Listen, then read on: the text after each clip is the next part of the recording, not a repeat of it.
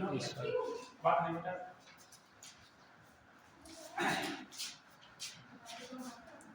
देखो ये हम सब लोग जो है ये बायोलॉजी नीट का जो एक इम्पॉर्टेंट टॉपिक है, ये मतलब है ना कि और मतलब आवाज बदल एक इम्पॉर्टेंट टॉपिक है जिसको जेनेटिक्स कहते हैं। ठीक, इस जेनेटिक्स से रिलेटेड हम जो इम्पॉर्टेंट क्वेश्चन हैं उनकी स्टडी कर रहे हैं। उन्हीं क्वेश्चन में जो हम जानते हैं कि जेनेटिक्स मतलब तो हुआ जीन। ठीक है, जीन की स्टडी, और जीन कहाँ होते हैं? डीएनए में होते हैं।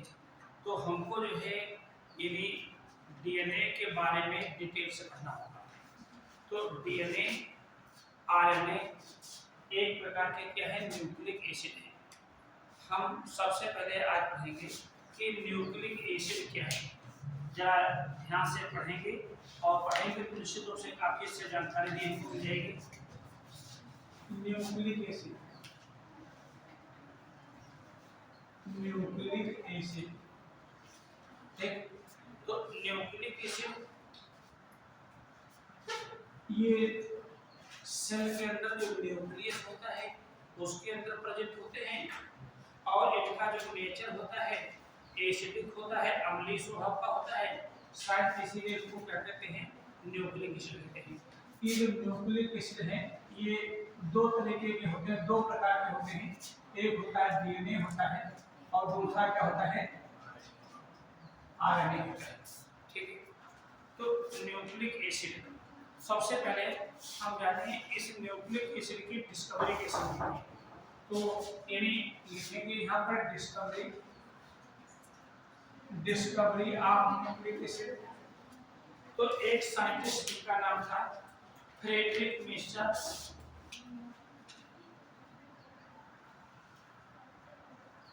फ्रेडरिक मिस्टर एक साइंटिस्ट का नाम याद रखेंगे, फ्रेडरिक मिस्टर। 1869 में क्या किया था? आइसोलेटेड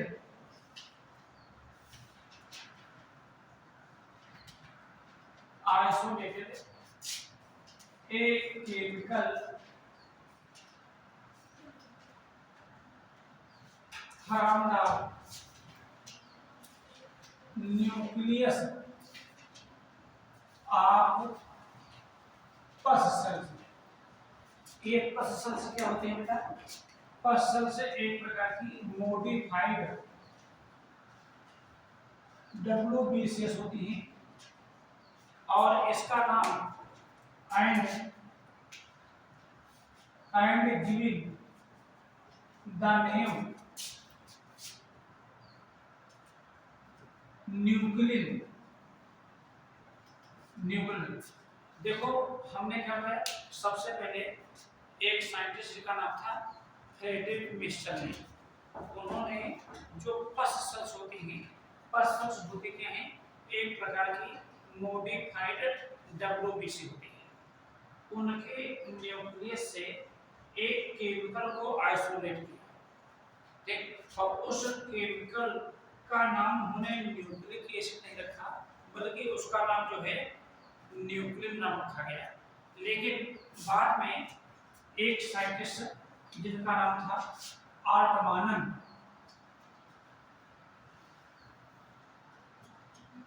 देखिए आर्टमानन क्या किया था? इन्होंने given the name of nuclein is nucleic acid, nucleic acid due to nature of acidic, due to nature of acidic. जो फ्रेडरिक मिस्टर ने जो केमिकल निकाला था, मेरी बात, वास्तव में केमिकल वो डीएनए था। मेरी बात में जो केमिकल था वो क्या था? एक वास्तव में क्या था? वो डीएनए था। लेकिन इसका नाम उन्होंने क्या रखा था, न्यूक्लियो रखा था।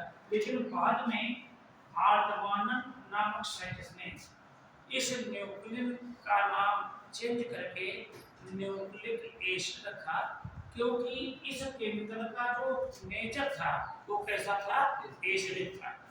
इतनी चीज समझ। ये जो न्यूक्लिक एसिड होते हैं, जैसा कि हमने ऊपर लिखा है, ये जो न्यूक्लिक एसिड है, न्यूक्लिक एसिड आखिर है क्या, न्यूक्लिक एसिड है क्या, तो nucleic acid are polymers of nucleotides polymers of nucleotides. यदि आपसे कोई पूछे कि व्हाट आर न्यूक्लिक एसिड, तो तुरंत आपको आंसर देना है यदि पॉलीमर्स ऑफ न्यूक्लियोटाइड्स। ठीक, क्योंकि ये न्यूक्लिक एसिड क्या होते हैं, ये दो तरीके के होते हैं, एक डीएनए होता है और आरएनए होता है। ठीक है, तो न्यूक्लिक एसिड चाहे वो डीएनए हो या आरएनए हो, मेरी बात नहीं, ये इस न्यूक्लिक एसिड को हमने क्या किया, ध्यान दिया था, हाइड्रोलाइज किया था, पार्शली हाइड्रोलाइज।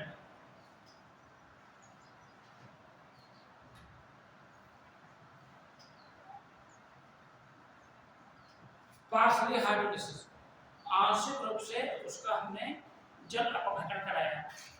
तो ये जो न्यूक्लिक एसिड होते हैं ना, ये डिवाइडेड इनटू न्यूक्लियोटाइड्स में डिवाइड हो जाएंगे। ठीक है, यदि न्यूक्लिक एसिड को हमने पार्शली हाइड्रोलाइज किया, तो ये जो न्यूक्लिक एसिड होते हैं ये किसमें अलग अलग हो जाएंगे, न्यूक्लियोटाइड्स में। यदि इन्हीं न्यूक्लियोटाइड से न्यूक्लिक एसिड बनेगा। चीज रहेगा। अब ये जो न्यूक्लियोटाइड्स हैं, मान लेते हैं डीएनए के हैं, तो उनको हम क्या कहेंगे, डीऑक्सी राइबो न्यूक्लियोटाइड्स कहेंगे। क्लियर है ना यहाँ पर। अब मान लेते हैं ये आरएनए के न्यूक्लियोटाइड है, तो इनको हम राइबो न्यूक्लियोटाइड्स कहेंगे। यदि ये डीएनए के कहलाएंगे, ये बताना है यहाँ पर, और ये किसका कहलाएगा बेटे, आरएनए के कहलाएंगे। एक एक करके पूरा एक्सप्लेन करेंगे हम। ठीक है, थोड़ा समझेंगे, आप देखेंगे कि हर एक चीज हमारे समझ में आ रही है। अब इन न्यूक्लियोटाइड्स को हमने फिर हाइड्रोलाइज कर दिया, हाइड्रोलिसिस किया। देख, तो हाइड्रोलिसिस करने से क्या होगा, ये टू पार्ट्स में डिवाइड हो जाएगा। एक आ जाएगा न्यूक्लियोसाइड, ठीक है, न्यूक्लियोसाइड्स, और सेकंड आ जाएगा फास्फेट या फिर इसको कहते हैं फास्फोरिक एसिड कहेंगे। से सुनेगा न्यूक्लियोसाइड, इसका मतलब क्या हुआ, इस न्यूक्लियोसाइड और फास्फेट, इन दोनों को हम जोड़ देंगे तो क्या बन जाएगा, दोनों क्या बन जाएगा, न्यूक्लियोटाइड्स बन जाएंगे। समझ से आया बात। अभी जो न्यूक्लियोटाइड्स हैं, न्यूक्लियोसाइड्स हैं, इनको हमने फिर क्या किया, हाइड्रोलिसिस कराया। इनको फिर हमने हाइड्रोलिसिस कराया, तो ये डिसोसिएटेड हो जाते हैं नाइट्रोजनस बेसिस में, और किसमें डिसोस हो जाते हैं, ये पेंटोज शुगर में, बात है पर पेंटोज शुगर में। ये जो नाइट्रोजनस बेसिस होते हैं, ये दो तरीके के होते हैं। एक होते हैं जिनको हम कहते हैं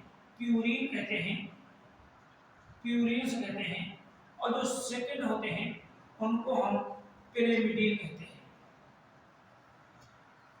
प्यूरीन कहते हैं और क्या कहते हैं, पिरिमिडीन कहते हैं।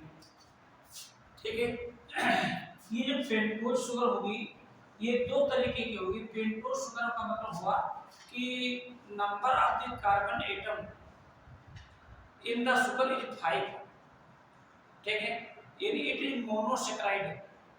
मोनोसेकेराइड्स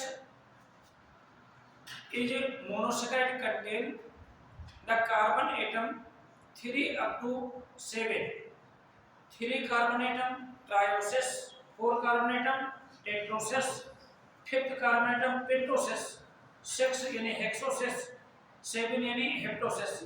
तो but the pentose sugar contain यानी 5 कार्बन एटम, 5 कार्बन एटम, यानी ये जो शुगर होगी इसका जो एग्जांपल होगा ये क्या होगा, यानी या तो डीएनए में है तो उसको कहेंगे डीऑक्सी राइबोज शुगर कहेंगे, डीऑक्सी राइबोज शुगर कहेंगे, ठीक है ना। और यदि मान लेते हैं आरएनए की मॉलिक्यूलर स्ट्रक्चर आरएनए है तो वहां पर उसको क्या कहेंगे, राइबोज शुगर कहेंगे, राइबोज शुगर कहेंगे। दोनों का फार्मूला एक है, थोड़ा सा डिफरेंस है। ये जो पढ़ रहे हैं नाइट्रोजनस बेसिस जो दो तरीके के होते हैं, मैं अलग से थोड़ा सा बताना चाहता हूं। ये जो नाइट्रोजनस बेसिस हैं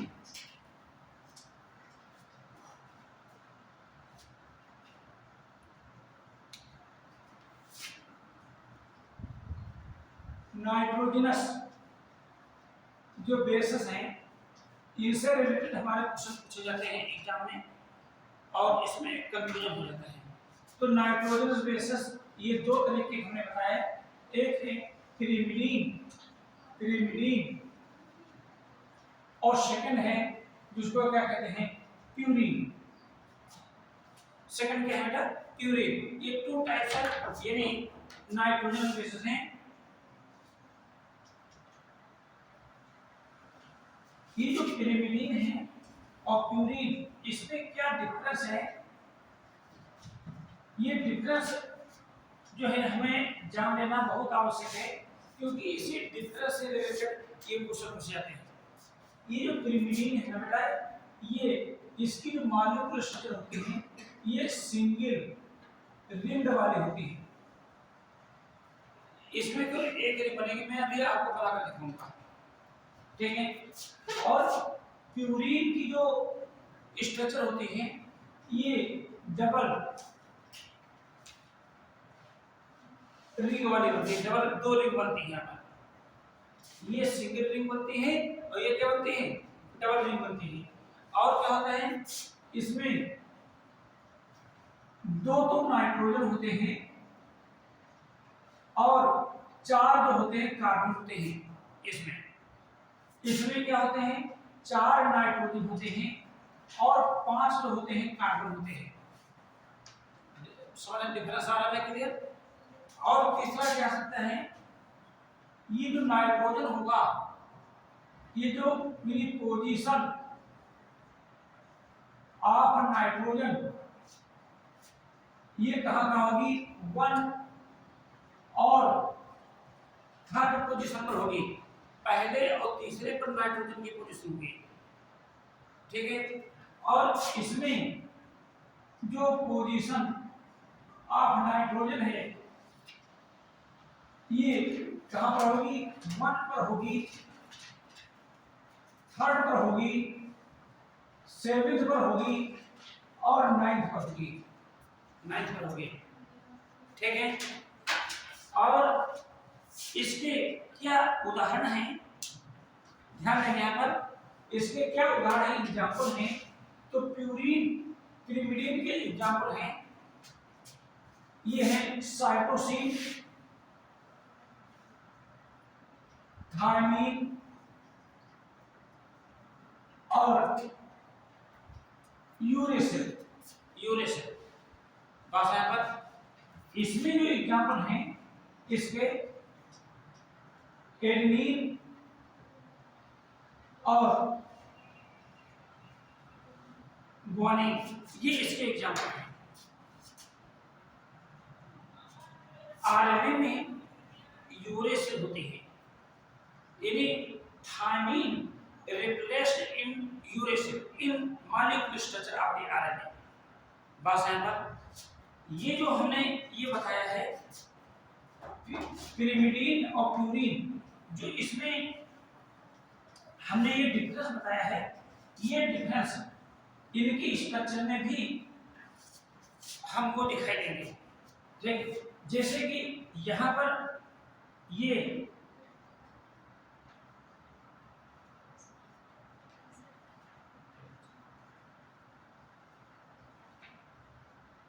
कार्बन है, ये नाइट्रोजन है, ये कार्बन है, ये नाइट्रोजन है, ये कार्बन है, ये कार्बन है। बस है पर फिर यहाँ पर ये क्या है, ये हाइड्रोजन है। ठीक, तो हम देख रहे हैं नाइट्रोजन किस तरह, ये नंबर 1 पर है, नंबर 1 हो गया, नंबर 2 हो गया, ये नंबर क्या हो गया, 3 हो गया, यहाँ पर 4 हो गया, 5 हो गया, 6 हो गया। तो इसमें नाइट्रोजन कितने हैं, देखो भाई 1 2 तो है नाइट्रोजन, 1 2 3 4 क्या है, कार्बन है। किधर होगा ना, यहाँ पर पिरिमिड में, समझ में आया यहाँ पर। ठीक है, तो ये जो रिंग बनी, इस रिंग को क्या कहेंगे हम, पिरिमिडीन, पिरिमिडीन रिंग कहेंगे, पिरिमिडियन रिंग कहेंगे,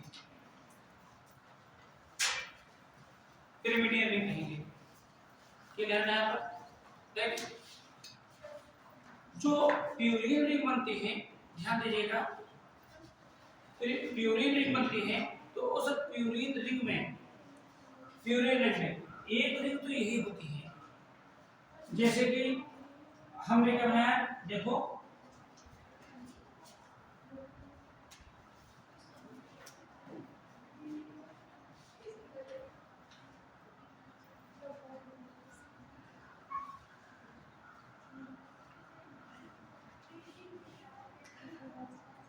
बेटा आपस में बात नहीं।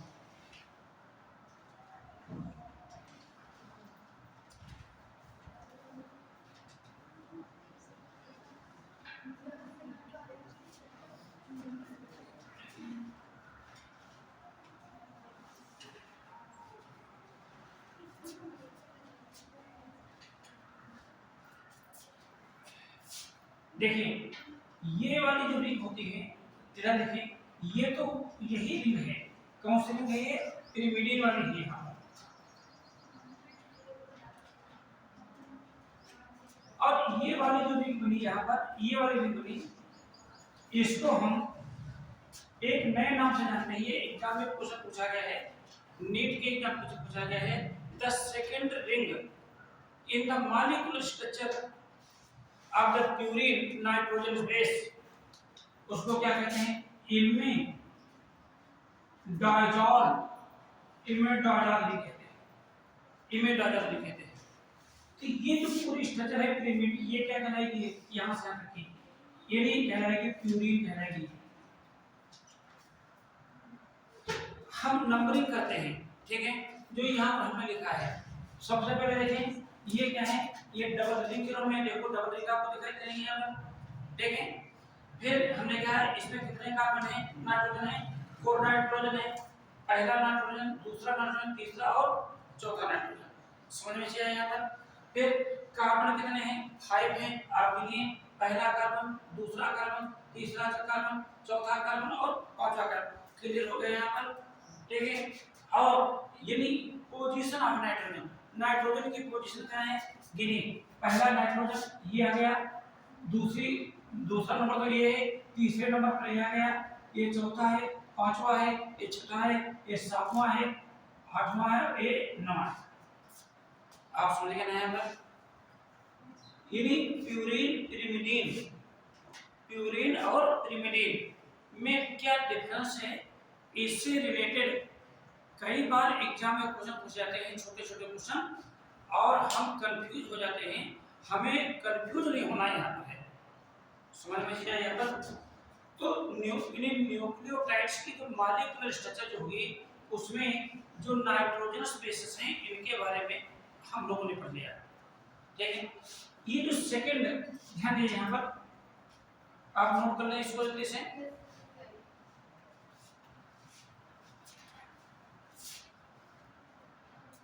यूरिन रिंग को और क्या बोलते हैं? ये वाला जैसे लिखा गया है साइड यूरिन रिंग कार्बन की साइड में से पूरी रिंग या यूरिन नहीं सर जो side इमेडाइजाल ring, इमेडाइजाल ring.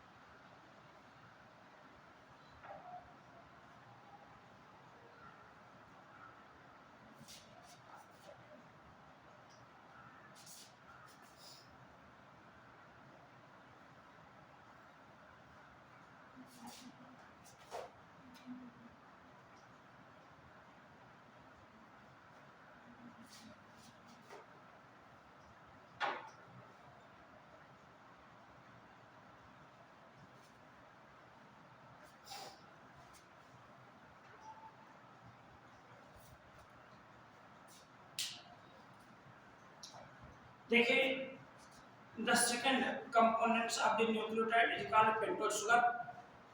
Pentose sugar means in sugar containing 5 carbon, 5 carbon sugar इस हमने अभी बताया था कि carbohydrates are classified into 3 groups, जो हम लोग केमिस्ट्री में डिटेल्स पढ़ते हैं, monosaccharide, oligosaccharide and polysaccharide. Monosaccharide carbohydrates are simplest type of the carbohydrates containing 3 carbon atom up to 7 carbon atom, यानी 3 कार्बन एटम शुगर ट्रायोसिस, 4 जिसमें होगी उसको टेट्रोसिस, 5 जो होगी उसको पेंटोसिस, 6 जिसमें होगी उसको हेक्सोसिस, और जो 7 होगी उसको क्या कहेंगे, हेप्टोसिस कहेंगे।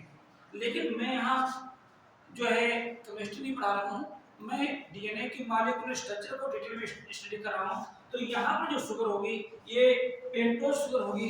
पेंटोस शुगर के कॉमन एग्जांपल्स यानी deoxyribose sugar, ribose sugar, ribulose sugar, these are common examples. Deoxyribose sugar,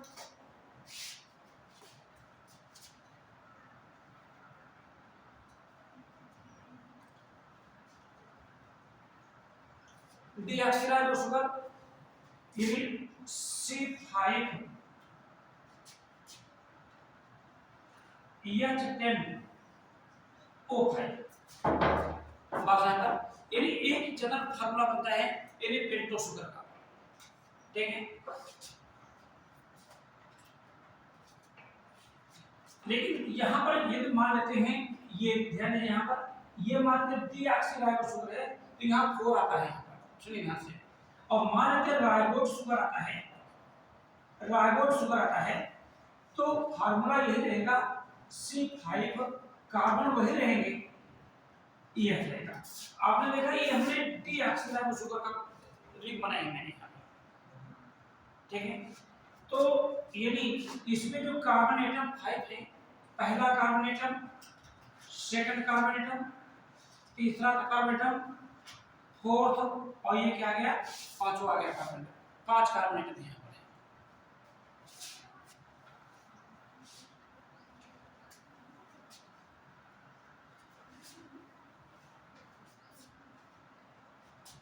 The third components of the nucleotides is phosphate, या इसको हम कहते हैं फास्फोरिक एसिड, फास्फोरिक एसिड।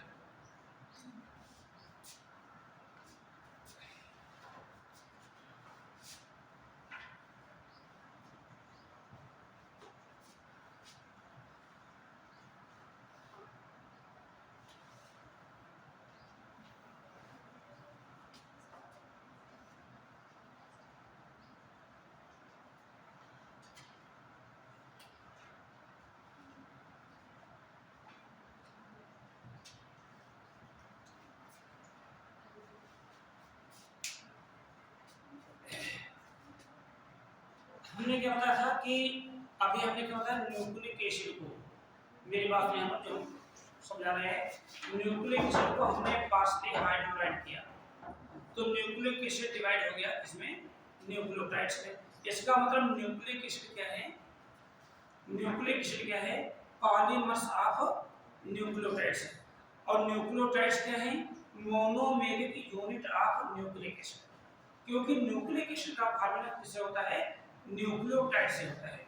ठीक, अब हमने न्यूक्लियोटाइड्स का जो मैंने हाइड्रोलाइसिस कराया तो न्यूक्लियोटाइड्स डिवाइड हो गए किसमें? न्यूक्लियोसाइड में और फास्फेट में। ठीक है, न्यूक्लियोटाइड में, फास्फेट में, न्यूक्लियोसाइड। और न्यूक्लियोसाइड को जो मैंने हाइड्रोलाइज कराया तो क्या हुआ? ये नाइट्रोजनस बेसिस और फास्फेट नाइट्रोजनस बेसिस, ठीक है ना? और ये पेंटोज शुगर इसमें डिसो हो गए। यहाँ पर नाइट्रोजनस बेसिस ये 2 टाइप्स होंगे, प्यूरीन एंड पिरिमिडीन। दोनों में डिफरेंस बताया, 3 बना दी। ठीक है, फास्फेट पेंटोज शुगर बना बता दिया, फास्फेट बता दिया। अब देखिए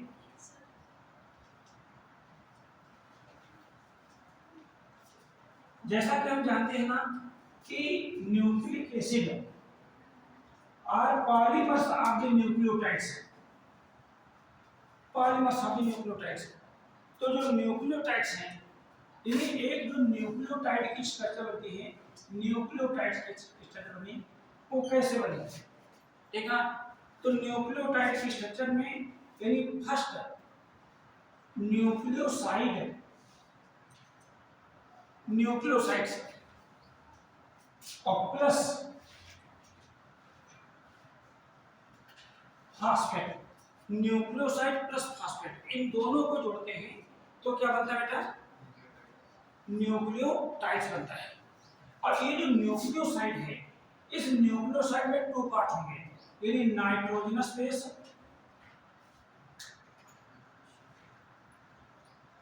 नाइट्रोजनस बेस, क्लियर है ना? यहाँ पर नाइट्रोजनस बेस और plus pentose sugar, nitrogenous base और पेंटोज शुगर, ये दोनों को मिला करके क्या कहते हैं? न्यूक्लियोसाइड। तो ये तो पहला है क्या? न्यूक्लियोसाइड कहलाया है। अब इसी न्यूक्लियोसाइड में हमने जो जोड़ दिया क्या? ये फास्फेट जोड़ दिया है। यहाँ पर फास्फेट मैंने जोड़ दिया था यहाँ पर। तो इसी को हमने क्या कहा? न्यूक्लियोटाइड्स का नाम दिया, न्यूक्लियोटाइड्स का नाम दिया। ये जो नाइट्रोजनस बेस है ना और पेंटोज शुगर, इसके बीच में एक जो बॉन्ड होता है ये पूछा जाता है, इस बॉन्ड का नाम क्या है?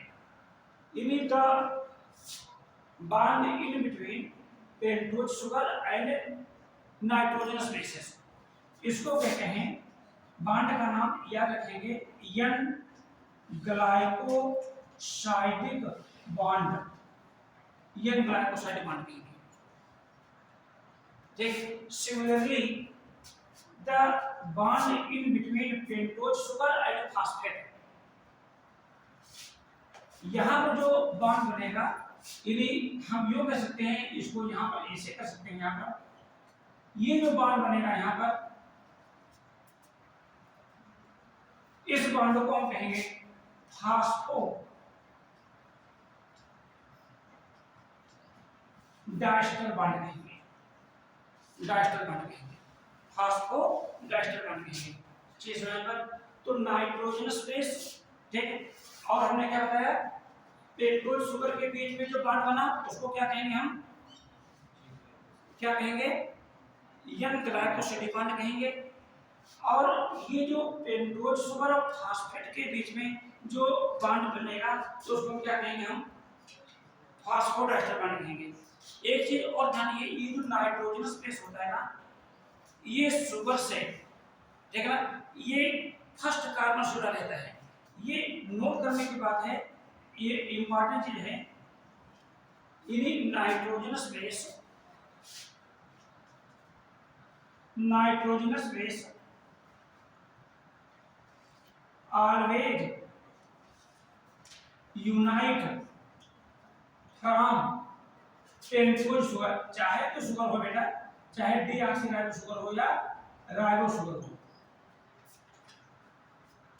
बस यहाँ पर किससे, इन्हीं from first carbonate, first carbon sulphate होगा। नाइट्रोजनस बेस पेंटोज शुगर से जो पहला कार्बोनेट होगा उससे जुड़ा रहेगा। अब चूंकि नाइट्रोजनस बेस होते हैं कौन से, दो प्रकार के, एक होते हैं प्यूरिन और दूसरे क्या होते हैं पिरिमिडिन। जो प्यूरिन होगा, ध्यान दें यहाँ पर, ये अपनी 9th पोजीशन से अटैच होगा, शुगर से किससे 9th पोजीशन अटैच होगा, ये ध्यान रखिएगा। और जो पिरिमिडीन होगा, पिरिमिडीन होगा वो अपनी 3rd पोजीशन से क्या होगा, अटैच होगा, 3rd पोजीशन अटैच होगा। समझ में चाहिए यहाँ तक। यदि हमने क्या बताया कि nitrogen base is always unite from the pentose sugar from first carbonate, पहले कार्बोनेट शुगर रहेगा। चूंकि नाइट्रोजनस बेसेस होते हैं दो तरीके के, होते नहीं होते हैं, 2 टाइप्स होते हैं। कौन कौन से होते हैं, एक होते हैं प्यूरिन और सेकंड क्या होते हैं पिरिमिडिन। चलो प्यूरिन होगा अपनी 9th पोजीशन से अटैच रहेगा, लेकिन पिरिमिडीन अपनी 3rd पोजीशन क्या होगा, अटैच रहेगा, बात यहाँ पर। और इसी प्रकार से ये जो फास्फेट जो होगा, फास्फेट यानी फास्फेट जो होगा किससे जुड़ा रहेगा, शुगर से। फास्फेट किससे जुड़ा रहता है, पेंटोज शुगर से। तो ये फास्फेट यानी always unite from 5th carbon of sugar में पेंटोज शुगर, बात पर। ये जो फास्फेट जो होगा वो शुगर के 5वें कार्बन से जुड़ा रहेगा, जिसमें शुगर के किससे जुड़ा रहेगा, 5वें कार्बन से जुड़ा रहेगा। अब देखते हैं कि आखिर नोट कर लिया बैठे सब लोगों ने, जैसे कि हम एक डीएनए की जो मॉलिक्यूलर स्ट्रक्चर है मैं बनाऊं, तो डीएनए की जो मॉलिक्यूलर स्ट्रक्चर होगी इसमें जो नाइट्रोजनस बेस होंगे, जो प्यूरिन होंगे वो तो वही होंगे एडेनिन गुआनिन, और जो पिरिमिडीन होंगे वो साइटोसिन थायमिन होंगे। ठीक बात है सर। हमने क्या बताया, आरएनए में thymine replaced into uracil, RNA में जो थायमिन की जगह पर क्या जाता है, यूरेसिल आ जाता है। जैसे मान लेते हैं ये एक नाइट्रोजन बेस है, एडेनिन है, और ये क्या है, थायमिन है। एडेनिन थायमिन से जुड़ा रहेगा, ये हम सब लोग जानते हैं। एडेनिन थायमिन से बीच में एक डबल बॉन्ड होता है, उससे जुड़ा रहता है, ठीक ना। ये एडेनिन जो है ये थायमिन से ये डबल बॉन्ड से जुड़ा रहता है, ठीक है। साइटोसिन जो होता है ये गुआनिन से एक ट्रिपल बॉन्ड के थ्रू अटैच रहता है, समझ आया क्या। यानी साइटोसिन ये गुआनिन से अटैच रहता है, एडेनिन जो होता है ये थायमिन या एडेनिन एक चीज है, ये किससे अटैच रहता है, एडेनिन से अटैच रहता है। हमने क्या बताया, ये इसके आगे देखिए, देखिए यहां पर देखिए,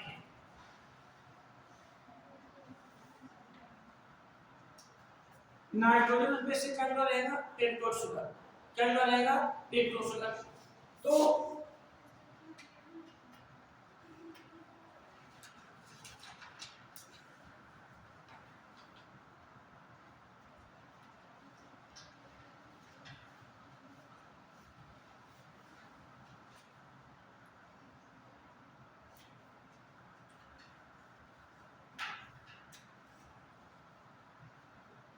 ये देखिए यहाँ पर थोड़ा सा समझने का प्रयास कीजिएगा। यहाँ पर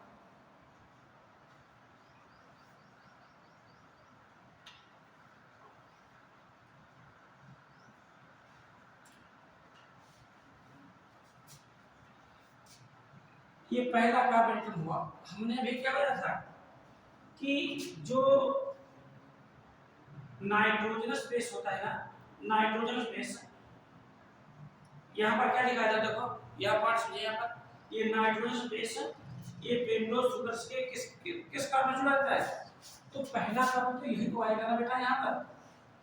देखिए ये फर्स्ट, सेकंड, थर्ड, फोर्थ, और ये जो होगा इधर आ रहा है यहाँ पर, ये फिफ्थ आएगा, ये आएगा, ठीक है। और ये जो फास्फेट होगा ना, ये शुगर के किससे जुड़ा रहेगा? तो ये 5 से आ जाएगा, ये 5वां, ये देखो ये फास्फेट यहाँ पर देखिए ध्यान से यहाँ पर, तभी ये चीज क्लियर हो पाएगी, अन्यथा कंफ्यूजन हो जाएगा यहाँ पर, ठीक है। ये फास्फेट जो होता है ना, यह देखिए एक शुगर के ये 5वें कार्बन से जुड़ा रहता है, तो दूसरी तरफ ये थर्ड से जुड़ा रहता है। देखो ये थर्ड से, ये थर्ड से, तभी तो उसको कहते हैं फास्फोडाइस्टर बॉन्ड। टाइम मतलब क्या होते हैं? 2 बॉन्ड होते हैं, 2 बॉन्ड आए। तो ये पोजीशन कौन सी है बेटा बताओ? ये कौन सी फिफ्थ पोजीशन आई ना यहाँ पर, तो ये तो फिफ्थ पोजीशन आई, और ये कौन सी पोजीशन है? यहाँ थर्ड पोजीशन है। तभी तो डीएनए के जो 2 स्ट्रैंड बनते हैं ना, उनमें एक की पोलरिटी 5 प्राइम से 3 प्राइम होते हैं, 5 प्राइम से 3 प्राइम होते हैं।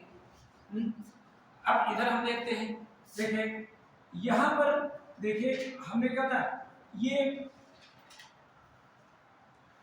नाइट्रोजन बेस शुगर के फर्स्ट कार्बन से जुड़ा रहेगा, तो फर्स्ट कार्बन ये आएगा इधर, देखो यहाँ पर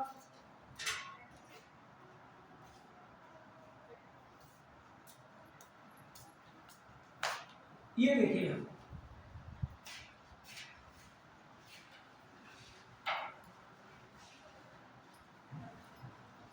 क्लियर है बेटा? यहाँ पर ये शुगर हो गया ना यहाँ पर। अब हमने क्या बताया, तो यहाँ पर तो पहला कार्बन हो गया, इधर देखिए बोर्ड तब देखिए, ये सेकंड हो गया, थर्ड हो गया, फोर्थ हो गया, ये फाइव हो गया। नहीं हुआ? बोलो भाई। ये जो फास्फेट होगा ये यहाँ जुड़ा रहेगा, देखिए ये जुड़ा रहेगा फास्फेट,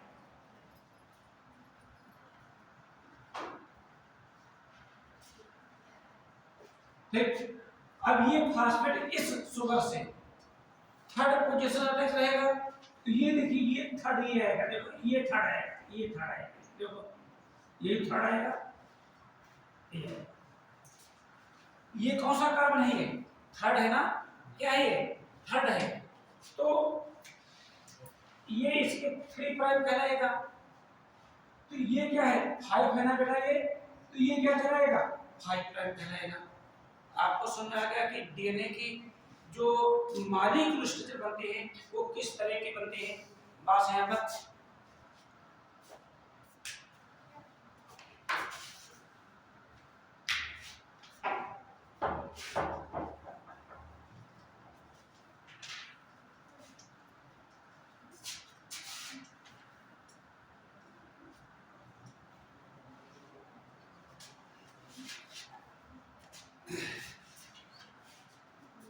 इस डीएनए की जो मॉलिक्यूलर स्ट्रक्चर है, मेरे पास नहीं पर हमने पढ़ा है 9th से लेकर के इंटरमीडिएट तक। इस डीएनए की मॉलिक्यूलर स्ट्रक्चर को वाटसन और क्रिक ने एक मॉडल के फॉर्म में प्रेजेंटेड किया था। हम उस मॉडल को क्या कहते हैं? यानी 3D मॉडल कहते हैं, 3D मॉडल कहते हैं। इसी को हम डबल हेलिकल मॉडल के नाम से जानते हैं, ठीक है। आखिर वाटसन और क्रिक ने जो ये मॉडल प्रपोज किया था,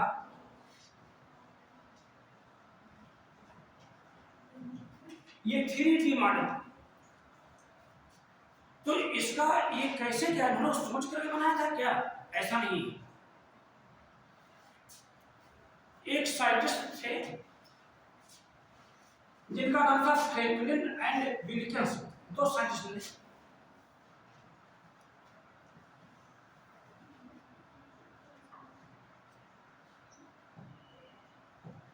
फ्रैंकलिन और विल्किंस ने क्या किया था, एक्स-रेज डिफ्रेक्शन टेक्निक,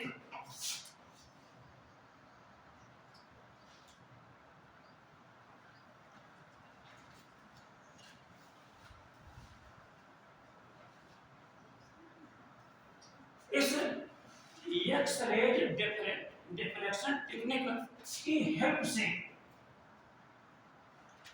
से ये डीएनए के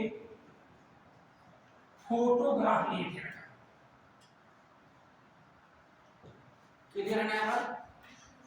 हमने क्या बताया कि सबसे पहले यानी फ्रैंकलिन और विल्किंस, ये दो साइंटिस्ट थे। इन दोनों साइंटिस्ट ने एक्स-रेज डिफ्रेक्शन टेक्निक की हेल्प से डीएनए के क्या प्राप्त किए थे बेटा, फोटोग्राफ प्राप्त किए थे। और इसी फोटोग्राफ के बेस पर वाटसन क्रिक ने एक मॉडल तैयार किया और उस मॉडल को क्या कहते हैं, 3D मॉडल कहते हैं। ये जो वाटसन क्रिक ने जो मॉडल बनाया था, ध्यान देंगे यहाँ पर मेरे पास यहाँ पर, वो एक बीडीएनए का था। ये बीडीएनए हमने पढ़ा होगा कि सेल्स के अंदर डीएनए 5 फॉर्म में पाया जाता है, ए डीएनए, बी डीएनए, सी डीएनए, डी डीएनए और जेड डीएनए। बात सुनाए पर, तो ये बी डीएनए जो होता है ना, मेरी बात सुनाए पर, इसमें ये जो मॉडल होता है ये एडेनिन थायमिन टाइप का होता है, क्योंकि एडेनिन थायमिन की जो अमाउंट होती है ना, ये ज्यादा होती है। ऐसा नहीं कि साइटोसिन की नहीं होती, लेकिन कम होती है। लेकिन ये जो प्रोकैरियोटिक डीएनए होता है बेटा ना, ये जो है एक प्रकार का यूकैरियोटिक डीएनए है। यूकैरियोटिक डीएनए जो प्रोकैरियोटिक डीएनए है ना, ये जो प्रोकैरियोटिक डीएनए है, ध्यान दीजिएगा यहाँ पर, प्रोकैरियोटिक डीएनए, तो उसको हम जीसी टाइप डीएनए के नाम से जानते हैं। समझने चाहिए यहाँ पर। ये जो डीएनए का जो मॉडल तैयार किया ना, तो उस मॉडल के कार्य क्या है, आपने इस प्रकार का डायग्राम आपके बुक से बना होगा, देखिए इस प्रकार का बना नहीं बना, इस प्रकार से हम डायग्राम यहाँ बहुत अच्छा नहीं बनाएंगे, लेकिन जो आपको को समझाने के लिए बता रहे हैं, देखिए इस प्रकार से ये डीएनए बनता है इस प्रकार से। तो इस डीएनए में मतलब according to the double helical model of Watson and Crick, the molecules of the DNA is made up of 2 spiral shaped polynucleotide chains, और these polynucleotide chains are called helix. यानी ये दो पॉलीन्यूक्लियोटाइड चेन होती हैं, और इन polynucleotide chain को जानते हो क्या कहते हैं बेटा, हेलिक्स कहते हैं। क्या कहते हैं, हेलिक्स कहते हैं। क्या, तभी इसको क्या कहते हैं, डबल हेलिकल मॉडल कहते हैं। ये जो दोनों पॉलीन्यूक्लियोटाइड चेन होती हैं, तो ये हमने जो लाइन बना दी है, इस लाइन को क्या कहते हैं, सेंट्रल एक्सिस, सेंट्रल एक्सिस कहते हैं। इस सेंट्रल एक्सिस पर एक क्लॉकवाइज होती है, क्लॉकवाइज पॉइंट होती है। ये जो दोनों चेन जो होती हैं, एक दूसरे के एंटी पैरेलल होती है, पैरेलल नहीं होती है। कैसी होती हैं, बोलो भाई, एंटी पैरेलल कैसे मतलब होगा, अपोजिट। बताइए भाई, ये एंटी पैरेलल ना होती तो एक की जो पोलैरिटी है 5 से 3 प्राइम है, और दूसरी क्या 3, अब मान लेते हैं कि पैरेलल होती है, दोनों तो एक जैसी होती ना। ये क्या है, एक दूसरे के हैं एंटी पैरेलल होती है। इनके बीच में जो नाइट्रोजनस बेस होते हैं, न्यूक्लियोटाइड के जो नाइट्रोजन बेस होते हैं ना, एक दूसरे के हाइड्रोजन बॉन्ड के थ्रू अटैच रहते हैं। एडेनिन थायमिन से अटैच रहता है, साइटोसिन ग्वानिन से अटैच रहता है। एडेनिन थायमिन के बीच में डबल हाइड्रोजन बॉन्ड होता है, और साइटोसिन और ग्वानिन के बीच में ट्रिपल हाइड्रोजन बॉन्ड होता है। समझ में जाएगा। जब ये कॉइल्ड होते हैं ना यहाँ पर, तो यहाँ पर 2 ग्रुप बन जाते हैं। यहाँ पर एक ग्रुप बनता है जिसको कहते हैं माइनर ग्रुप, और दूसरा बन जाता है उसको मेजर ग्रुप कहते हैं। तो ये जो माइनर ग्रुप बनता है यहां से लेकर के यहां से यहां तक बनता है, तो ये पूरा एक सिंगल कॉइल बन जाता है। तो ये सिंगल कॉइल की जो लेंथ होती है ये 34 एंगस्ट्रॉम होती है। कितनी होती है? 34 एंगस्ट्रॉम होती है। और इस 34 एंगस्ट्रॉम में ये जो यहां से यहां तक के जो न्यूक्लियोटाइड्स पेयर होते हैं ये 10 पेयर होते हैं। यहां पर कितने न्यूक्लियोटाइड पेयर होते हैं? 10 न्यूक्लियोटाइड्स पेयर होते हैं। डीएनए की लेंथ कितनी है? 34 एंगस्ट्रॉम है। और इसमें न्यूक्लियोटाइड पेयर कितने हैं? बोलो भाई 10 है।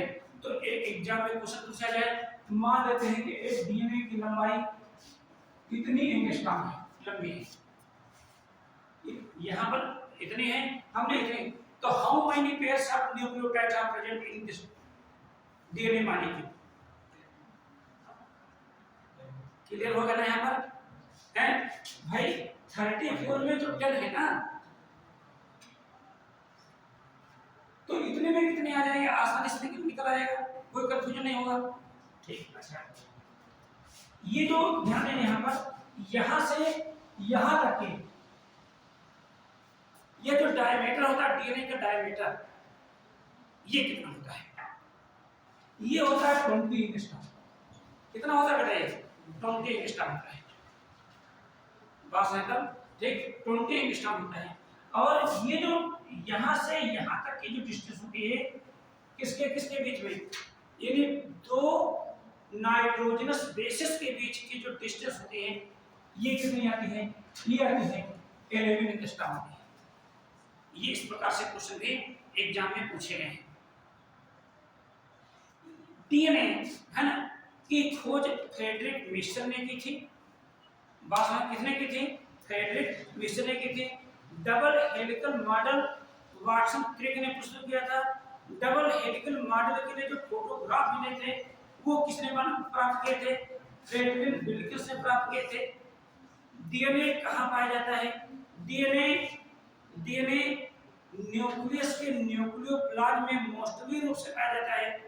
हमने ये नहीं कहा कि केवल न्यूक्लियस के न्यूक्लियोप्लाज्म में पाया जाता है, हमने कहा ज्यादातर पाया जाता है। इसका मतलब ये हुआ कि डीएनए न्यूक्लियस को छोड़ करके कहीं अन्य जगह भी पाया जाता है।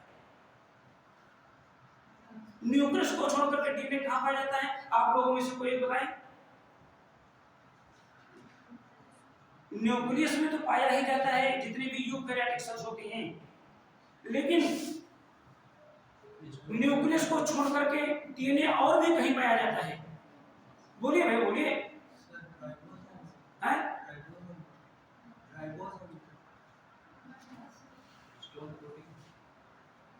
हाँ बताएं, आप बताएं, पीछे बताएं स्टूडेंट। अरे ये जो डीएनए होता है ना, ये जो डीएनए होता है ये माइटोकॉन्ड्रिया में मिलता है। कहाँ मिलता है बेटा? बोलो देखना। और ये क्लोरोप्लास्ट में मिलता है। इन माइटोकॉन्ड्रिया में डीएनए ही नहीं मिलता है बल्कि राइबोसोम्स भी मिलते हैं। तभी तो एग्जाम में ये क्वेश्चन पूछा जाता है कि mitochondria and chloroplast both are semi autonomous organelles in the cells of life, क्योंकि इन सेल ऑर्गन में अपने खुद का डीएनए होता है। खुद राइबोसोम में प्रोटीन बना सकता है। समझ में चीज आई यहाँ पर? ठीक है, तो ये क्या था डीएनए के बारे में जानकारी। डीएनए क्या काम करता है हमको बताने की जरूरत नहीं है, हम धीरे धीरे सब जान जाएंगे। आखिर डीएनए वैसे एक हेरिडिटरी मटेरियल तो है। डीएनए एक हेरिडिटरी मटेरियल है ना, ने ट्रांसमिट से hereditary characters into national. DNA एक हेरिडिटरी कैरेक्टर्स क्यों है? इतना तो हमको जानकारी है, डीएनए एक हेरिडिटरी मटेरियल है, इतनी जानकारी है, लेकिन क्यों है हम आगे आने वाले क्लास में इसको डिटेल से प्रूव करेंगे। दो प्रयोगों के माध्यम से ये हम सिद्ध करके दिखाएंगे कि केवल डीएनए ही एक हेरिडिटरी मटेरियल है, ना कि प्रोटीन है, ना कि कार्बोहाइड्रेट्स है, डीएनए ही है जो मैं आगे बताऊंगा। ठीक?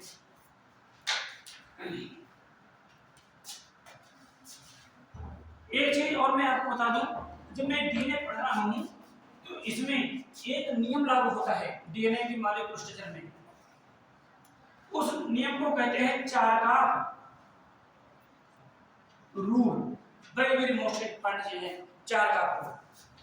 चारकाफ रूल क्या कहता है कि डीएनए किसी भी स्रोत से प्राप्त किया गया हो, चाहे प्लांट से या एनिमल से या हमारी बॉडी से या आपकी बॉडी से,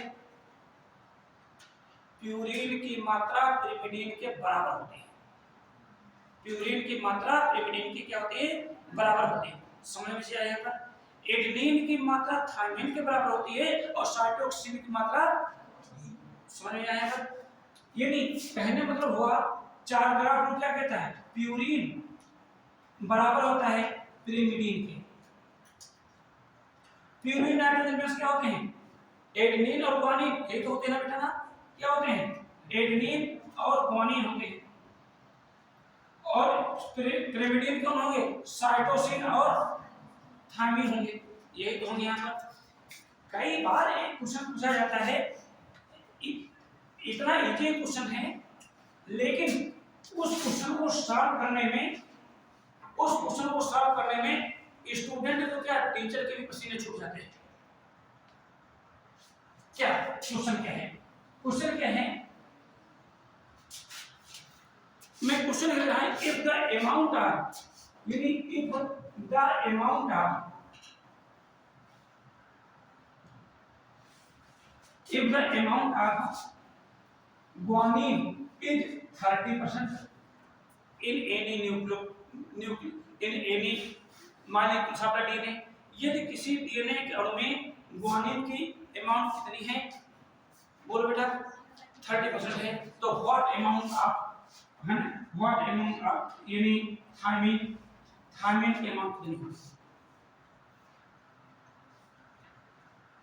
यदि मान लेते हैं कि ग्वानिन की मात्रा हमको मालूम है, तो हमको किसकी मात्रा ज्ञात करनी है? थायमिन की, या कोई भी नाइट्रोजन बेस हमको मिल सकता है, ऐसी कोई बात नहीं है। बहुत आसान तरीका है। क्या आसान तरीका है? हमने इस फार्मूले का यूज करेंगे, यानी ये 50% ये होना चाहिए और 50% ये होना चाहिए, तभी तो पूरा होगा ना। यहाँ पर ग्वानिन की मात्रा मालूम है, तो एडेनिन की मात्रा और ग्वानिन की मात्रा कितनी है? यहाँ पर 30 है। और यहाँ पर ग्वानिन बराबर किसके होता है? साइटोसिन के। तो जहां पर साइटोसिन है ना, साइटोसिन है, तो वहां पर भी कितना आ जाएगा बेटा? 30 आ जाएगा। अब दोनों 50 होना चाहिए ना, 30 तो ये ही है, तो 50 कितना ये है? तो थायमिन कितना आएगा बेटा? 1 सेकंड के अंदर इस्तेमाल हो गया।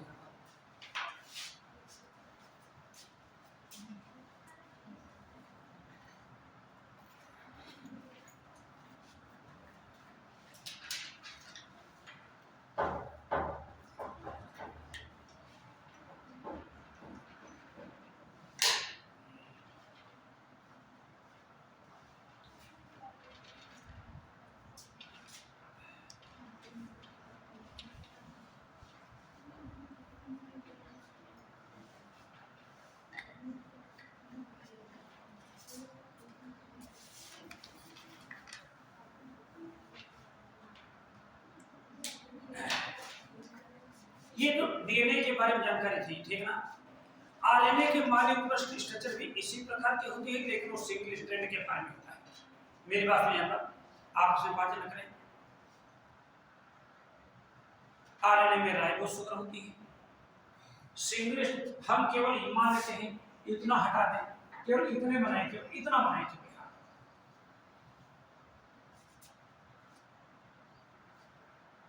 थायमिन की जगह पर यू करते हैं, तो आरएनए की मॉलिक्यूलर स्ट्रक्चर हो जाएगी नहीं हो जाएगी यहाँ पर? बाकी कोई चीज इसमें चेंज नहीं आएगा, ठीक है? ये जो आरएनए होते हैं ना बेटा ना, आरएनए जो होते हैं जिनको हम राइबोन्यूक्लिक एसिड कहते हैं, ये आरएनए कहाँ मिल सकता है? ये आरएनए ये प्रमुख रूप से न्यूक्लियस के अंदर न्यूक्लियोलस होता है उसमें मिलता है, ठीक है। न्यूक्लियोप्लाज्म में भी मिलता है डीएनए के साथ में, और राइबोसोम के अंदर भी मिलते हैं। तो आरएनए कहाँ मिलता है ये हमको जानकारी होगी। ये जो आरएनए है ना बेटा ना, ये जो आरएनए है ये सेल्स के अंदर ये 3 टाइप का होता है। एक प्रकार का जो आरएनए होता है ना, इसको कहते हैं मैसेंजर आरएनए कहते हैं, शॉर्ट फॉर्म इसको हम स्मॉल एमआरएनए कहते हैं। दूसरे प्रकार के आरएनए को हम ट्रांसफर आरएनए कहते हैं, शॉर्ट फॉर्म में इसको स्मॉल टीआरएनए कहते हैं। तीसरे को हम राइबोसोमल आरएनए कहते हैं, शॉर्ट फॉर्म में आरआरएनए के नाम से जाना जाता है। मैं एक एक आरएनए को मैं डिस्कस कर रहा हूं। तो first type of RNA is called messenger RNA. मैं मैसेंजर आरएनए पढ़ाने जा रहा हूं। मैसेंजर आरएनए तो दो साइंटिस्ट, एक का नाम था जैकोब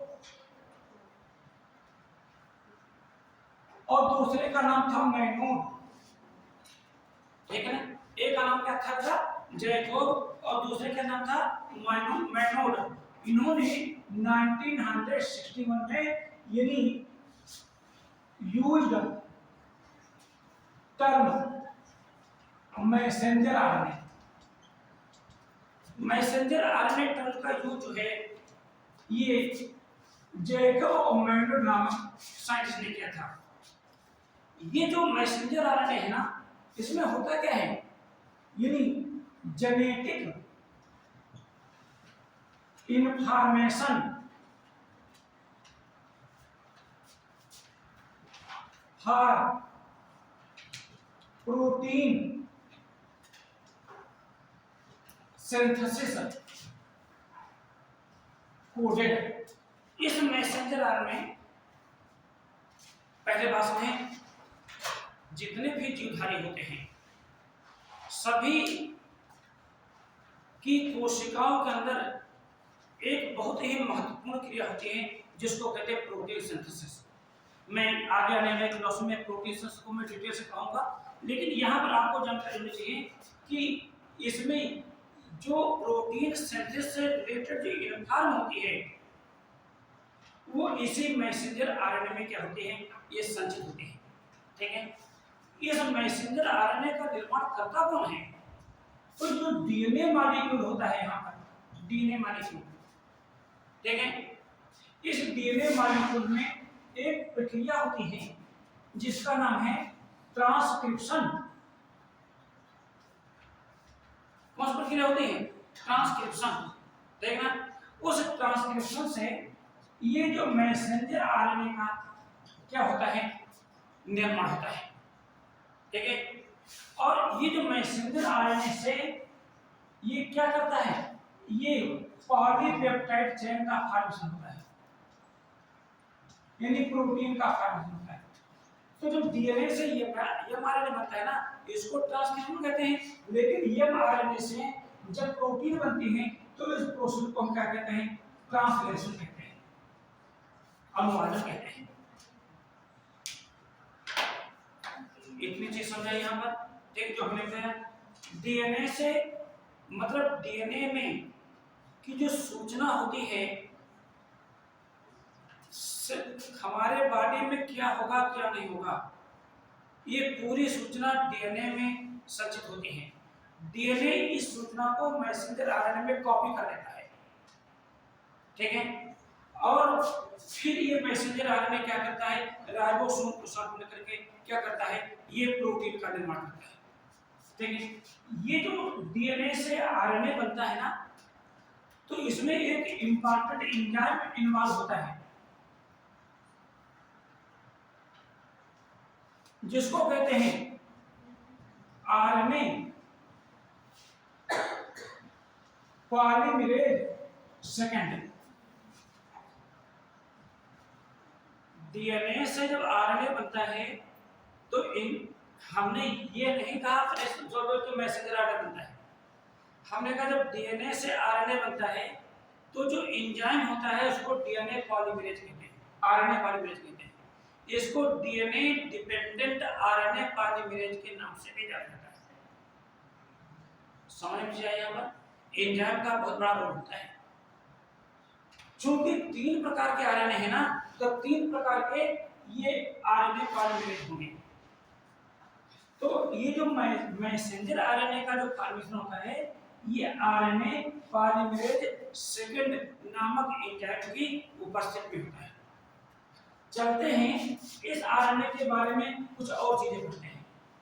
कुछ इसके जो इंपॉर्टेंट पॉइंट हैं, इस आरएनए के सबसे पहले ये जो आरएनए होता है ये कैसा होता है? लंबा होता है, लॉन्ग होता है, थ्रेड लाइक होता है, धागे नुमा होता है बाएं तरफ, और कैसा होता है? ये सिंगल स्ट्रैंड के फॉर्म होता है। सिंगल स्ट्रैंड होता है, एक सूती होता है, एक रज्जुकी होता है। ठीक है, इसका जो लाइफ स्पान होता है, इस आरएनए का लाइफ स्पान ये 2 से लेकर के 4 मिनट तक ही होता है। 2 से लेकर के 4 मिनट होता है, यानी ये काम करने के बाद, अपना काम करने के बाद नष्ट हो जाता है। Destroyed after the protein synthesis, protein synthesis के बाद क्या होता है? नष्ट हो जाता है। और ये इसकी जो अमाउंट होती है, इसकी जो अमाउंट होती है, ये टोटल जो आरएनए की 1 से 5% होती है of total RNA. Total RNA जितना आरएनए होता है उसका 1 से लेकर के ये 5% जो होता है, ये मैसेंजर आरएनए का होता है। इसका जो मॉलिक्यूलर वेट होता है, इसका जो मॉलिक्यूलर वेट होता है, जो आणविक भार होता है, वो कितना होता है? ये जो आणविक भार होता है ये 5 लाख से, यानी 5 लाख से ये 20 लाख के बीच में होता है। 5 लाख से 20 लाख के बीच में होता है। ठीक है, और हमने क्या बताया था कि एक चीज और, यानी the groups of 3 nitrogenous bases of messenger RNA, mRNA in called, उसको हम कोडान कहते हैं। क्या कहते हैं? कोडान कहते हैं। हम कोडान वाला भी चैप्टर पढ़ाएंगे आप लोगों को। मैसेंजर आरएनए के 3 न्यूक्लियोटाइड्स या 3 नाइट्रोजनस बेसेस का जो समूह होता है उसको क्या कहते हैं? कोडान कहते हैं। एक चीज और आपको जानकारी होनी चाहिए कि डीएनए से आरएनए बनता है, मैसेंजर आरएनए बनता है ट्रांसक्रिप्शन प्रोसेस से। डीएनए में कितने स्ट्रैंड होते हैं? 2 स्ट्रैंड होते हैं, लेकिन कभी भी दोनों स्ट्रैंड आरएनए का निर्माण नहीं करते। केवल एक ही स्ट्रैंड ऐसा होगा जो आरएनए का क्या होगा? निर्माण करेगा। जैसे कि मान लेते हैं ये एक डीएनए है, बेटा देखिए ये एक डीएनए है, स्ट्रैंड है। तो ये जो है मान लेते स्ट्रैंड होगा, ये वाला स्ट्रैंड, ये कोडिंग स्ट्रैंड कहलाएगा। यानी कहने मतलब ये जो है मैसेंजर आरएनए का फॉर्मेशन करेगा। तो ये माने मैसेंजर आरएनए वाला है यहाँ पर। तो मैसेंजर आरएनए की जो पोलैरिटी होती है ये 5 प्राइम से 3 प्राइम होती है मैसेंजर आरएनए की। तो जिस स्ट्रैंड पर आरएनए बनेगा उसकी पोलरिटी जो होगी वो क्या रहेगी, इसकी अपोजिट आ जाएगी 3 प्राइम से, यानी 5 प्राइम आ जाएगी। क्लियर यहाँ पर? ये डीएनए से आरएनए कैसे बना मैं ट्रांसक्रिप्शन डिटेल से मैं पढ़ाऊंगा आपको, लेकिन जहां पर जो आवश्यक वो चीज पढ़ना आवश्यक है। यहाँ पर ये भी बात सुनना चाहिए कि पूरा डीएनए थोड़ा आरएनए का निर्माण करता है, डीएनए का एक छोटा सा पार्ट ही ये आरएनए का निर्माण करता है, और डीएनए की इस पार्ट को जो आरएनए का निर्माण करता है उसको हम सिस्ट्रॉन कहते हैं। क्या कहते हैं? सिस्ट्रॉन कहते हैं। बच्चों बात समझ आ रही है हमारी, है ना? क्या कहते हैं? सिस्ट्रॉन कहते हैं। डीएनए का वो खंड जो मैसेंजर आरएनए का निर्माण करता है उसको क्या कहते हैं? बोलो भाई, सिस्ट्रॉन कहते हैं। ये जो सिस्ट्रॉन जो होता है यानी जीन के समतुल्य होता है, यानी एक प्रकार का इसको जीन के नाम से जाना जा सकता है, यानी जीन के समतुल्य होता है, होमोलॉगस, जीन के क्या होता है? समतुल्य होता है। जब मैं मैसेंजर आरएनए पढ़ा रहा हूं तो मैं ये भी बताऊंगा आपको कि जो मैसेंजर आरएनए है ना, ये कितने प्रकार का होता है। ये जो मैसेंजर आरएनए है, यानी जो मैसेंजर आरएनए है जिसको हम पढ़ा रहे हैं, ये जो मैसेंजर आरएनए है ये कितने प्रकार का होता है? ये मैसेंजर आरएनए बेटा 2 तरीके का होता है। एक प्रकार का जो मैसेंजर आरएनए होता है उसको कहते हैं पॉलीसिस्ट्रोनिक मैसेंजर आरएनए, पॉलीसिस्ट्रोनिक मैसेंजर आरएनए, ठीक है। और जो सेकंड टाइप होता है उसको कहते हैं मोनोसिस्ट्रोनिक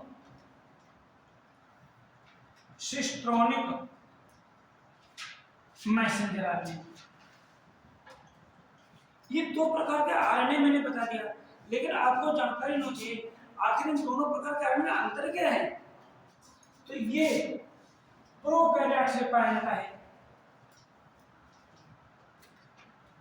बैक्टीरिया, साइनोबैक्टीरिया, प्रोकैरियोट्स होते बेटा नहीं होते हैं। और ये जो होता है ये यूकैरियोट्स में पाया जाता है।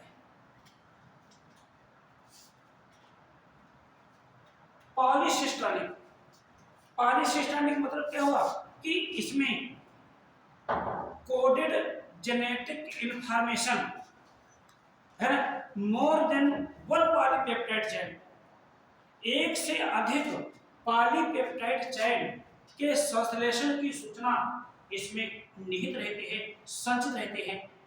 एक से अधिक पॉलीपेप्टाइड चेन के निर्माण के सूचना जो इन्फॉर्म होती है इसमें क्या होती है? कोड रहते हैं, लेकिन इसमें ऐसा नहीं होता है, इसमें केवल मोनो लिखा है। तो एक ही सूचना जो होती है, एक ही पॉलीपेप्टाइड चेन के संश्लेषण की सूचना जो होती है संचित रहती है। बात समझाइए पर ये जो आरएनए जो हमने पढ़ा रहे हैं, तो इस आरएनए के बारे में और हम क्या पढ़ सकते हैं? जो हमारे नीट से रिलेटेड क्वेश्चन जो है बनते हैं हमारे, ध्यान दीजिएगा। तो इस आरएनए के बारे में और क्या पढ़ सकते हैं कि एक जो आरएनए की स्ट्रक्चर जो होती है इसकी, देखिए ये जो एक आरएनए की स्ट्रक्चर यहाँ बनी, यहाँ पर मान लेते हैं मैसेंजर आरएनए की स्ट्रक्चर है, यहाँ पर एक मैसेंजर आरएनए की स्ट्रक्चर है यहाँ पर, देखिए ये मैसेंजर आरएनए की स्ट्रक्चर है यहाँ पर, इसकी पोलरिटी ये 5 प्राइम कहलाएगी यहाँ पर, और ये क्या करेगी बेटा 3 प्राइम कहलाएगी, ठीक है। ये यहाँ पर क्या होता है, यहाँ पर इधर ये इसकी टेलिंग होती है, ठीक है ना, और इधर क्या होती है? ये कैपिंग होती है, ये कैपिंग होती है, देख ये कैप कहलाएगा यहाँ पर, और ये पॉलीएटेल कहलाएगा, पॉलीएडेनाइल कहलाएगा यहाँ पर। ये मैसेंजर आरएनए की स्ट्रक्चर होती है, ठीक है। यहाँ पर कैपिंग पर, ठीक है ना,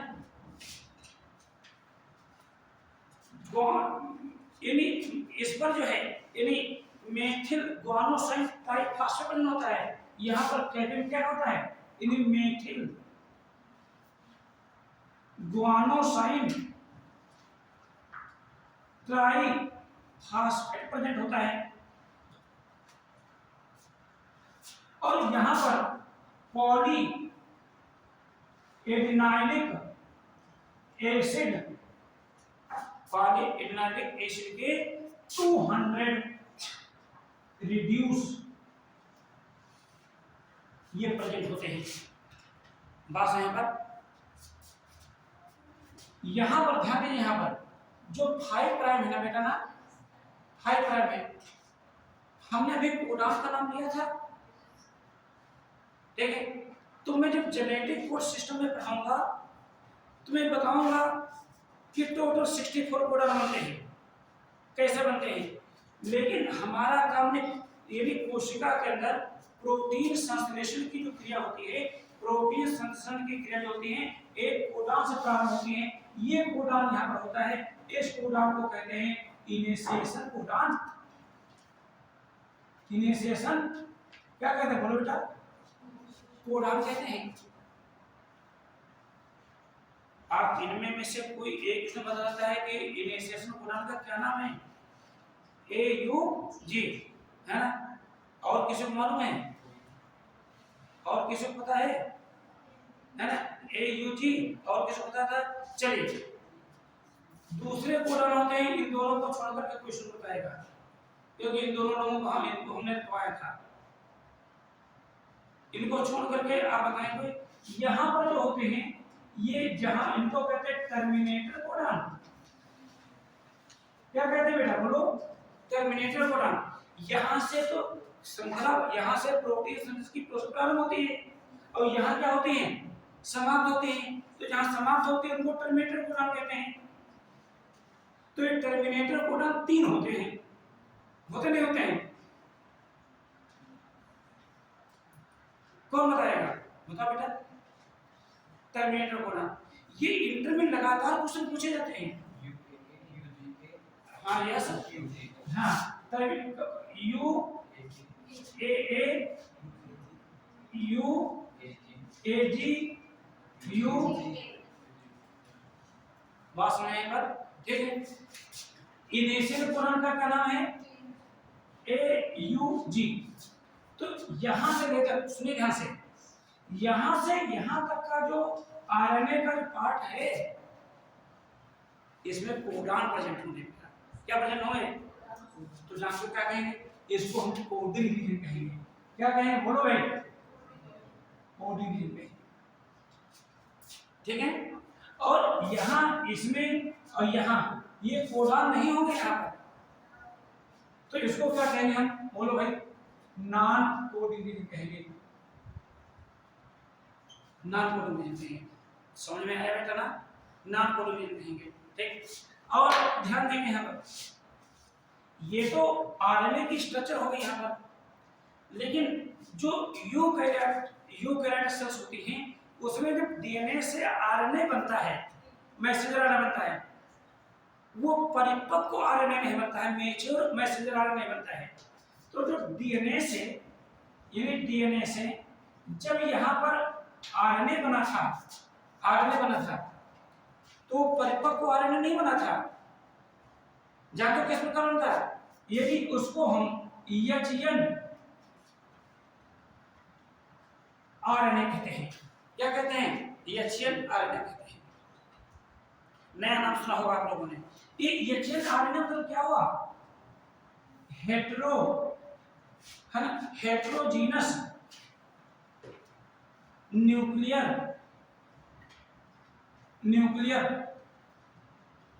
आरएनए कहते हैं। ये हेटेरोजीनस न्यूक्लियर आरएनए में मतलब ये परिपक्व नहीं है, इसमें जीन स्प्लाइसिंग प्रोसेस होती है, यानी इनमें 2 प्रकार के जीन होते हैं, एक एक्टिव होते हैं और दूसरे नॉन एक्टिव होते हैं। जब इन नॉन एक्टिव जीन को हटा देते हैं और हटाने के बाद जो नया आरएनए बनता है तब उसको हम मैसेंजर आरएनए यानी परिपक्व, है ना, मैच्योर मैसेंजर आरएनए कहेंगे हम। तो यहाँ पर इसको कहते हैं प्रोसेसिंग, ये प्रोसेसिंग होता है। यानी हम आपको ये बताना चाहते हैं, ध्यान दीजिए यहाँ पर, ये जो एचएन आरएनए है, देखना, ये जो एचएन आरएनए है एचएन आरएनए है यहाँ पर, ठीक है। तो इस एचएन आरएनए में ये दो प्रकार के जीन्स प्रेजेंट होते हैं, दो प्रकार के जीन्स प्रेजेंट होते हैं। एक प्रकार के जो जीन्स होते हैं इनको कहते हैं एक्सॉन, क्या कहते हैं बेटा, हम इनको क्या कहते हैं, एक्सॉन कहते हैं। क्या कहेंगे हम, एक्सॉन कहेंगे। और दूसरे प्रकार के जीन्स होते हैं उनको कहते हैं इंट्रॉन्स। क्या कहते हैं, इंट्रॉन्स कहते हैं। एक्सॉन होते हैं और दूसरे क्या होते हैं, इंट्रॉन्स होते हैं। ये जो एक्सॉन होते हैं ये क्या होते हैं, ये एक्टिव होते हैं, इनमें प्रोटीन सिंथेसिस की इन्फॉर्म होती है, लेकिन इंट्रॉन में प्रोटीन सिंथेसिस की इन्फॉर्म नहीं होती है। हम यूं कह सकते इस प्रकार से, देखिए मान लेते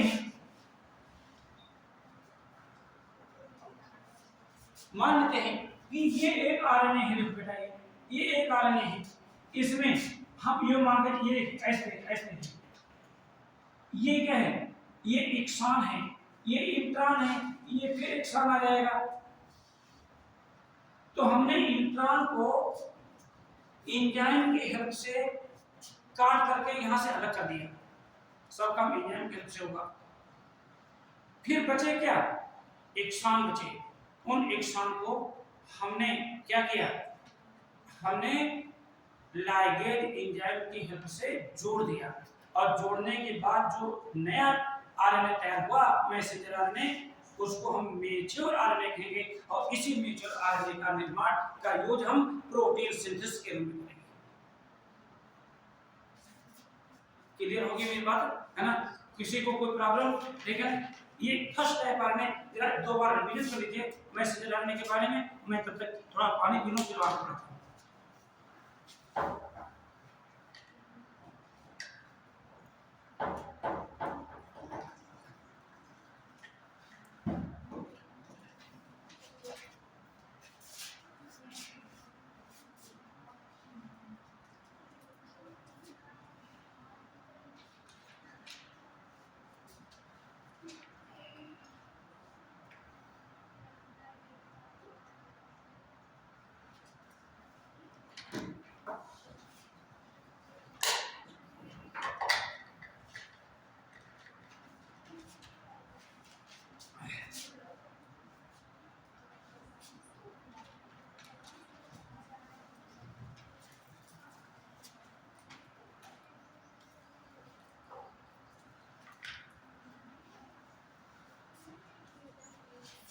The second type of the RNA is called transfer RNA.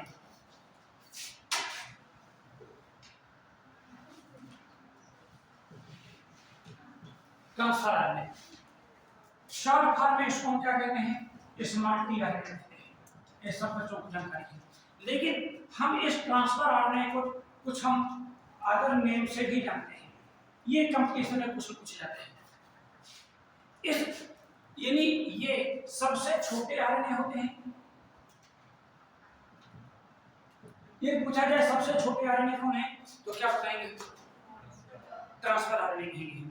ठीक है, इसको हम सोलेबल आरएनए के नाम से जानते हैं,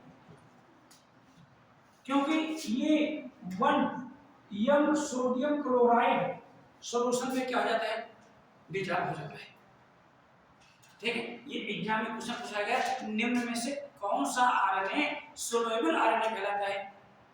ये तो मैं यहाँ नहीं कहूँगा तो आप कैसे जानेंगे। ठीक है, और इसको हम क्या कहते हैं, एडाप्टर आरएनए के नाम से जानते हैं। एडाप्टर आरएनए के नाम से जानते हैं। ठीक, यानी ये जो आरएनए होता है, जो इंपॉर्टेंट पॉइंट देखा जाए इसके,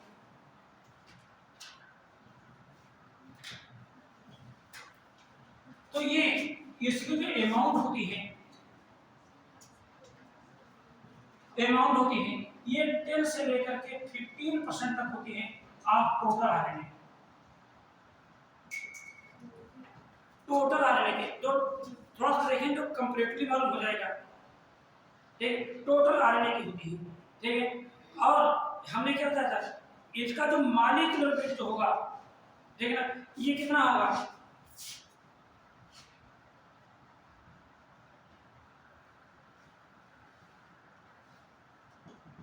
ये 25,000 से लेकर के 40,000 के बीच में होगा। ठीक, और क्योंकि सबसे छोटे हैं ना ये, तो मतलब क्या होगा, यदि 75 से लेकर के ये 95 तक इसमें जो होंगे ये न्यूक्लियोटाइड्स प्रेजेंट होंगे।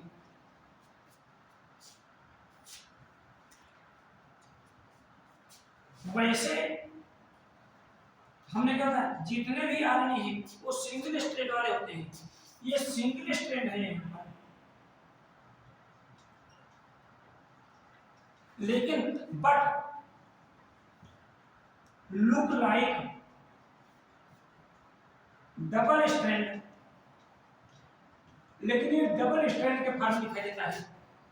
क्यों? ड्यू टू मोर फोल्डिंग, बहुत ज्यादा फोल्डिंग हो जाने के कारण है। तो ये सिंगल स्ट्रैंड बेटा देखना, यानी it is single strand but look like double strand due to more folding, ज्यादा फोल्डिंग हो जाती है। ठीक है, बस यहां पर ये जो आरएनए होते हैं ये 20 टाइप होते हैं, यानी ये 20 टाइप होते हैं। अगर ये 20 टाइप क्यों होते हैं? क्योंकि ये हमारे सेल्स के अंदर ये 20 टाइप्स अमीनो एसिड होती हैं। हर एक ट्रांसफर आरएनए अपना एक अलग प्रकार का अमीनो एसिड को लाने का काम करता है। बस अंतर, यानी हर एक ट्रांसफर आरएनए जो होगा वो अपना एक अलग अमीनो एसिड को एडॉप्ट करेगा, इसलिए इसको क्या कहते हैं? एडॉप्टर आरएनए कहते हैं। समझ में आ गया? यहाँ पर अभी नहीं, बस यहाँ पर। और इसका काम क्या होता है, यानी ये जो आरएनए होगा यानी काम क्या करेगा, इसका जो इंपॉर्टेंट जो फंक्शन होगा, responsible to transfer of activated amino acid, activated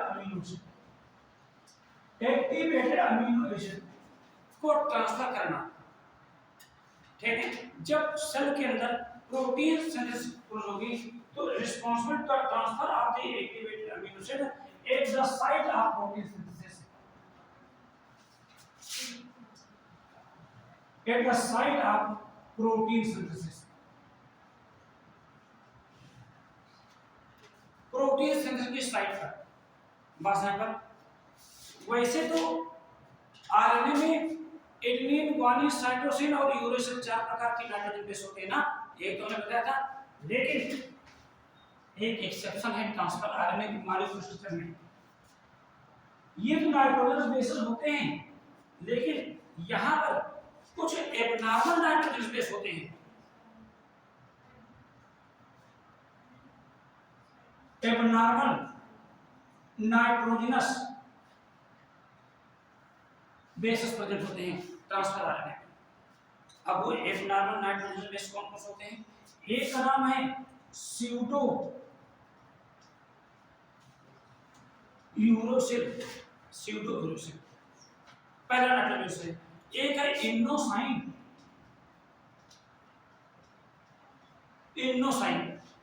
तीसरा है डाई हाइड्रो यूरिडाइन, हमने क्या पढ़ा था? आरएनए में adenine, guanine, cytosine, thymine 4 nitrogen base होते हैं, लेकिन ट्रांसफर आरएनए की जो मॉलिक्यूलर स्ट्रक्चर होगी उसमें यही ये 3 और जो होंगे ये नाइट्रोजन होंगे जो एक एबनॉर्मल नाइट्रोजन बेस कहलाएंगे। ठीक है, ये जो ट्रांसफर आरएनए की जो मॉलिक्यूलर स्ट्रक्चर है ना, इसको रॉबर्ट होले ने एक मॉडल के फॉर्म में प्रस्तुत किया था। उस मॉडल को कहते हैं क्लोवर लीफ मॉडल। इन्हें ट्रांसफर आरएनए की जो मॉलिक्यूलर स्ट्रक्चर होती है ना, ये मॉलिक्यूलर स्ट्रक्चर एक क्लोवर नामक पौधा होता है, उसकी जो पत्ती होती है बिल्कुल उस प्रकार की होती है। ऐसा मान के चलें, देखिए मान लेते हैं ये हमने देखिए देखिए ये एक जो है, देखिए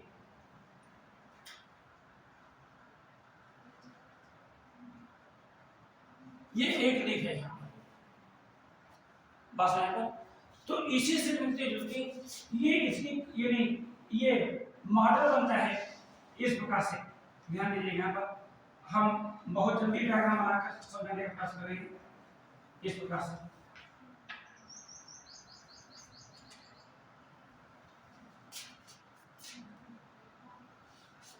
ये क्लोरोलिन मॉडल बनता है एक ट्रांसफर आरएनए का। ये क्लोरो, ये देखिए यहाँ पर ये फ्री आर्म कहलाती है।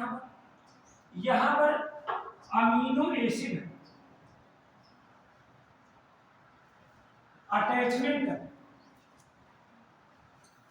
साइट होता है, यहीं पर जो एक्टिवेटेड अमीनो एसिड यहाँ पर OH ग्रुप होता है, और यहीं पर जब प्रोटीन से क्रिया होती है तो एक्टिवेटेड अमीनो एसिड यहीं पर आकर जुड़ जाता है। बस यहाँ पर यानी ये जो आर्म होगी यहाँ पर देखना, ये फ्री आर्म होगी, ये 5 प्राइम होगा, ये 3 प्राइम होगा। देखिए सिंगल स्ट्रैंड है ना यहाँ पर, तो केवल लूप ही बन गए यहाँ पर हैं। जब लूप बन जाएंगे तो इनके बीच में हाइड्रोजन बॉन्डिंग हो जाएगी, यहाँ पर हाइड्रोजन बॉन्डिंग हो जाएगी। ठीक है, ये वाली जो आर्म होती है, देखिए ये वाला देखना, इसको हम टी साई देखना, इन्हें टी साई सी आर कहते हैं, टी साई सी आर कहते हैं। हर एक जो आर्म है इसको छोड़ करके इसमें ये पार्ट इसको हम स्टेम कहेंगे, और ये लूप कहलाएगा, ये लूप कहलाएगा। ठीक है, यानी यहाँ पर लूप में ये 7 नाइट्रोजन स्पेस होंगे। यहाँ पर हम देखेंगे डायग्राम में ये 7 नाइट्रोजन, हमने ऊपर डायग्राम भेज दिया है, आप उसको ठीक कर देख लीजिएगा। देखना इसमें 7 नाइट्रोजन स्पेस होंगे यहाँ लूप में। बस यहाँ पर 7 नाइट्रोजन, और ये जो टी तो क्या था, टी क्या थायमीन है, सी साइटोसिन है। तो अगर ये साई क्या है, साई यानी स्यूडो यूरोसिन है। ये नाइट साई का मतलब क्या हुआ, ये स्यूडो यूरोसिन है। चीज सुनिए यहाँ पर, देखें यहाँ पर जब प्रोटीन सिंथेसिस की प्रोसेस होती है तो राइबोसोम की जो छोटी सी यूनिट होती है, स्मॉल यूनिट, ये यहीं पर आकर के बाइंड हो जाती है। During the period of the protein synthesis the small unit of the ribosome bind from this arm of the transfer RNA molecule. इसीलिए इसको हम राइबोसोमल बाइंडिंग आर्म के नाम से भी जानते हैं, क्योंकि राइबोसोम को बांधने का कार्य करते हैं। समझ में आया यहाँ पर?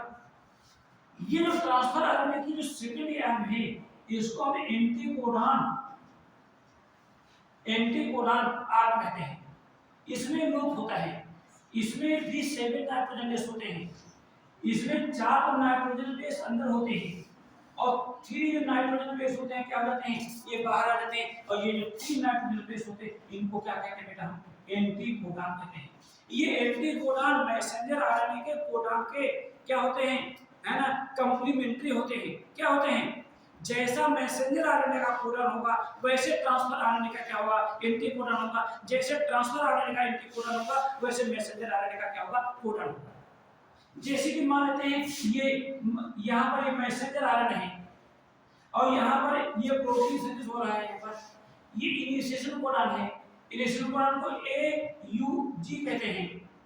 तो कोडॉन ए के सामने क्या आएगा, टी तो होता नहीं आरएनए में, एडेनिन के सामने क्या आएगा, एडेनिन का सामने क्या आएगा, यूरेसिल आ जाएगा। क्या आएगा, यूरेसिल आएगा।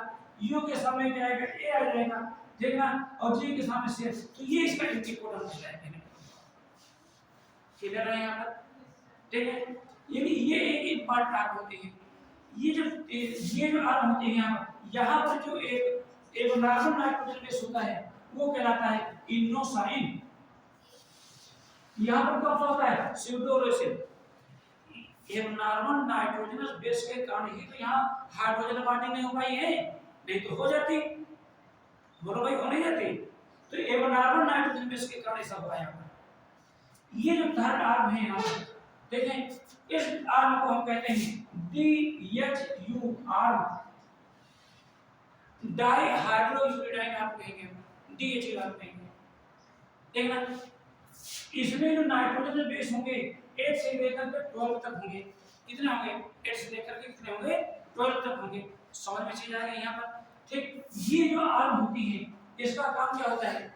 ये आर्म एक एंजाइम का निर्माण करती है। ये आर्म क्या करते हैं? एक एंजाइम का निर्माण करते हैं। वो एंजाइम का नाम क्या है? Amino acid synthase. कौन सा एंजाइम बनाएगा? बोलो भाई जल्दी से। Amino acid synthase, amino acid synthase enzyme का निर्माण करेगा।